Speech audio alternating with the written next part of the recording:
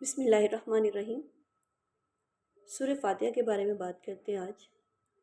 سورہ فاتحہ اگرچہ قرآن حکیم کی مختصر صورتوں میں سے ایک ہے، اس کی کل 7 آیات ہیں، لیکن یہ قرآن حکیم کی عظیم ترین صورت ہے۔ اس سورہ مبارکہ کو ام القرآن بھی کہا جاتا ہے اور اساس القرآن بھی کہا جاتا ہے، یعنی یہ پورے قرآن کی جڑ، پورے قرآن کی بنیاد ہے۔ یہ الفاتحہ کس اعتبار سے ہے؟ فتح، یفتح کے معنی ہے کھولنا۔